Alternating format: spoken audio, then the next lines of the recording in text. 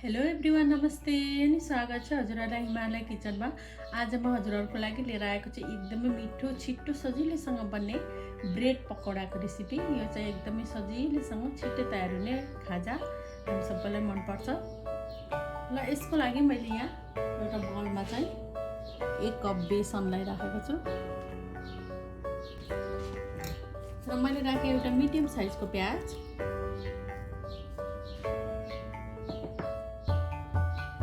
आधा कप जति चाहिँ यो काटेको हरियो धनियाँ, आधा सानो चम्चा बेसार,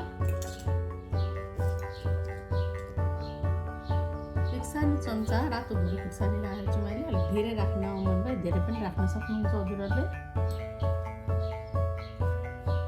1 सानो चम्चा लसुन अदुवाको पेस्ट, आधा सानो चम्चा चाट मसला चाहिँ यसमा छुटाउनै हुँदैन। नुन चाहिँ अब आफ्नो टेस्ट अनुसार।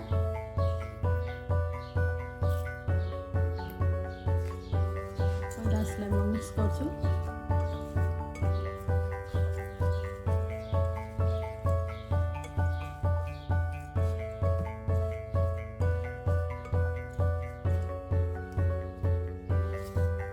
अब बिस्तारै मनतातो पानी यसमा राखेर यसको ब्याटर बनाउने।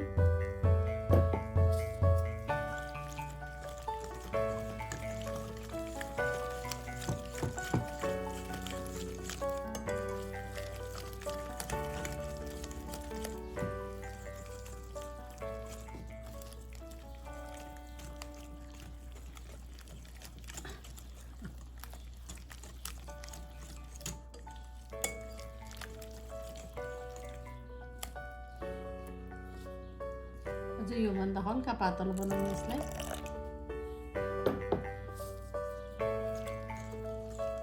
फेरि मिक्स गरिदिउँ।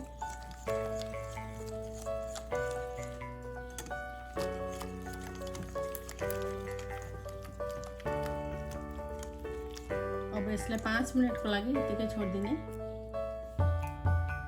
र डिप फ्राई गर्नको लागि मैले यहाँ प्यानमा तेल बसाएको छु र मैले यहाँ चाहिँ यसरी 5वटा जति यो ब्रेडको स्लाइसलाई यसरी काटेर लिएको छु। मैले होल व्हिट ब्रेड लिएको छु। हजुरहरूले आफूलाई मनपर्ने जुन किसिमको ब्रेड पनि लिन सक्नुहुन्छ। अब यो ब्रेडलाई चाहिँ मैले अघि बनाएको ब्याटरमा राख्छु पहिला।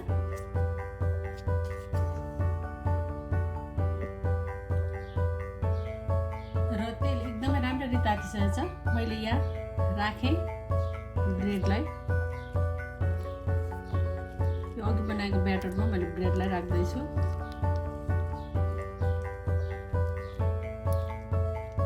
यसै गरी सबै ब्रेडहरूलाई म ब्याटरमा राख्छु।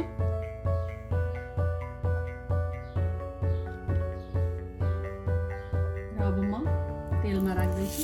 तेल चाहिँ एकदम तातेको छ, एकदमै होस् गरेर राख्नुपर्छ।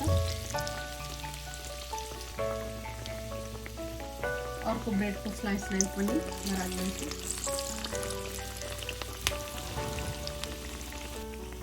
एकतिर राम्ररी पाकिसकेको छ, यसलाई म पकाउँदैछु।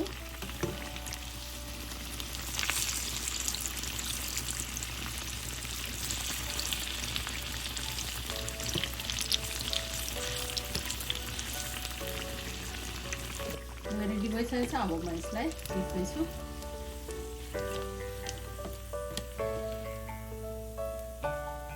यसै गरी म सबै पकौडाहरू बनाएर रेडी गर्छु।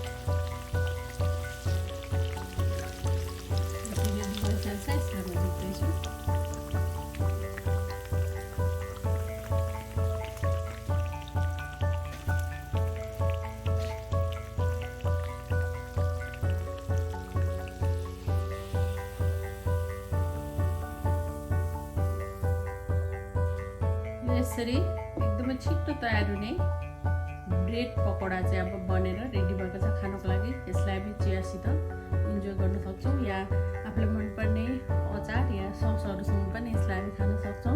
हजुरहरू पनि यसरी बनाएर अवश्य पनि ट्राई गर्नुहोला, इन्जोय गर्नुहोला। एकदमै छिटो सजिलो गरी बन्छ। हस् त यो रेसिपी हजुरहरूलाई राम्रो लाग्यो भने हाम्रो भिडियोलाई लाइक कमेन्ट सेयर गरिदिनु होला। यस्तै यस्तै रेसिपीहरूको लागि हाम्रो च्यानल सब्सक्राइब पनि गरिदिनु होला। सब्सक्राइब गरिसकेपछि नजिकै रहेको नोटिफिकेसन बेललाई पनि अवश्य पनि क्लिक गरिदिनु होला। फेरि पनि यस्तै मिठो परिकारको रेसिपी लिएर आउने नै छु। हाम्रो भिडियो हेरिदिनु भएकोमा हजुरहरूलाई धेरै धेरै धन्यवाद।